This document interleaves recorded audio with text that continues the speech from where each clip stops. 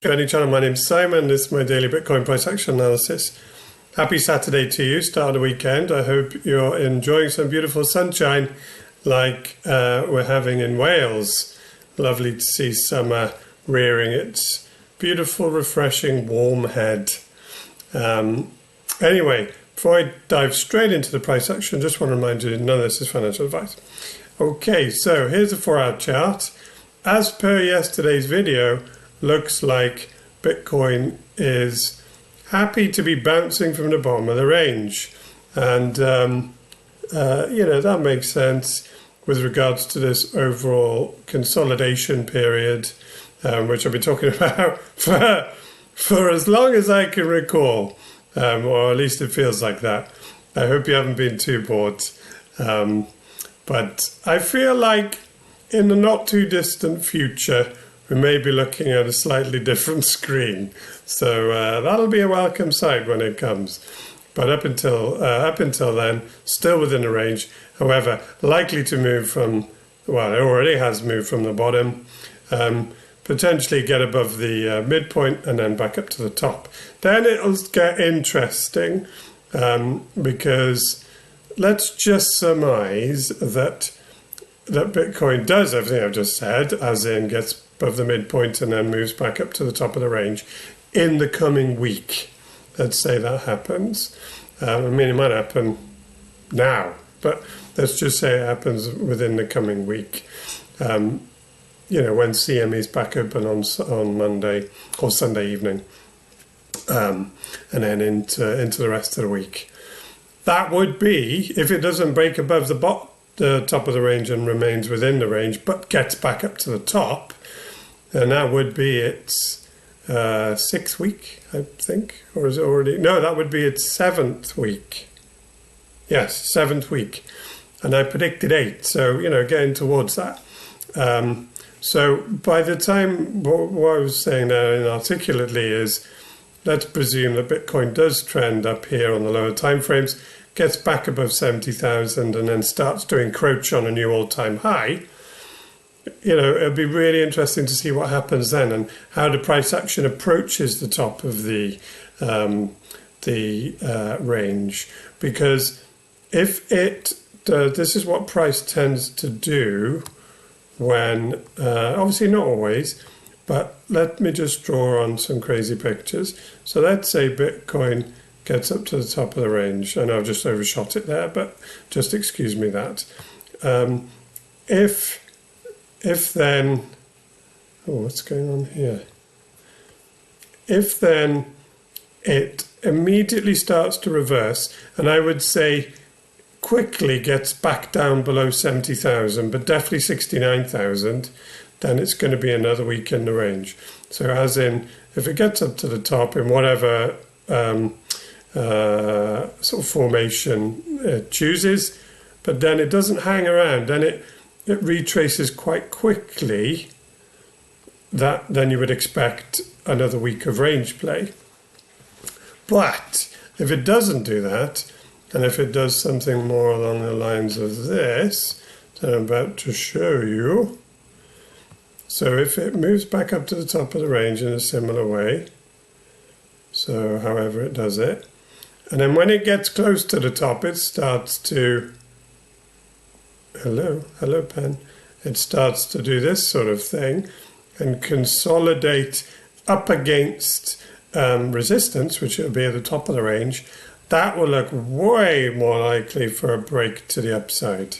So those are the two. This is all contingent on many things happening first, but those would be two things to look out for if and when Bitcoin gets to the back up to the top of this range. If it approaches aggressively and then immediately gets rebound, it's likely to be spending much longer within the range. If it approaches in whatever form and then consolidates towards the top, far more likely to break out from the top. All right. So there you go.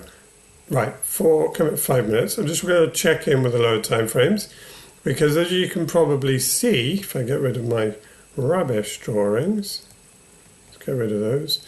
As you can probably see, this trend line was broken yesterday. I haven't put another one on yet because there wasn't enough price action data to kind of manufacture one from. But I'm still not, well, yeah, there probably is now.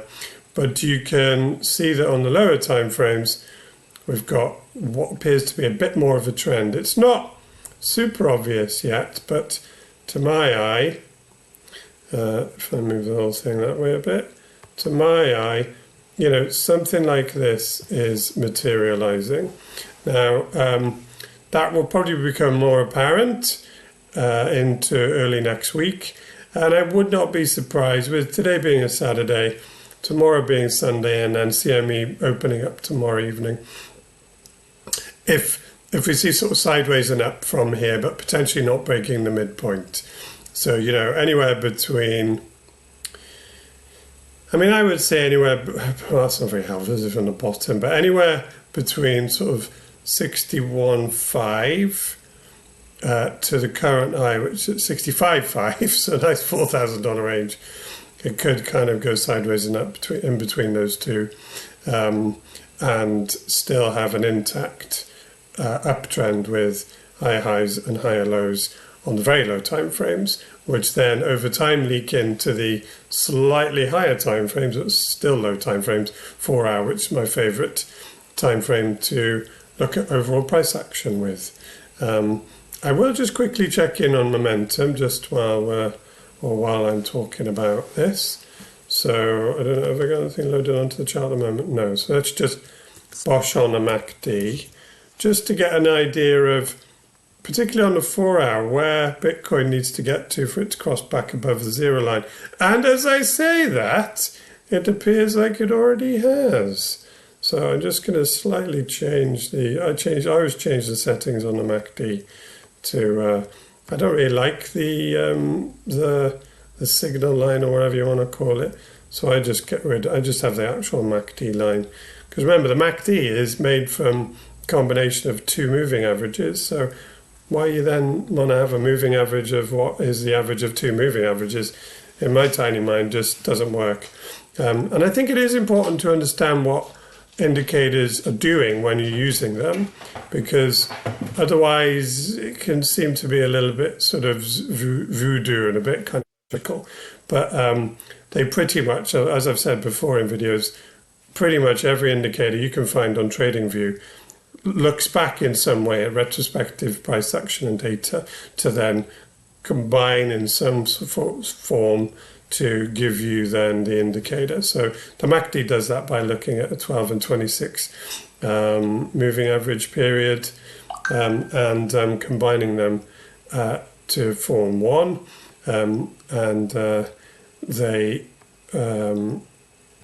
gives you basically a momentum indicator, and I use it in the manner that the zero line is my sort of line in the sand. So when the MACD crosses above the zero line, upside is more likely, and when the MACD crosses below the zero line, downside is more likely. I don't trade down on its own because that's not a particularly good trading strategy, and I have backtested it a bit, so I can tell you that. I mean, it does work a bit, but it's not one that I would want to adopt myself. What you do is obviously entirely up to you. But as you can see, before I went on that rant, the MACD has indeed crossed back above the zero line, and it's still quite close. So this reading is probably quite a reasonable one. So it won't cross back down while the price is above sort of 62.8.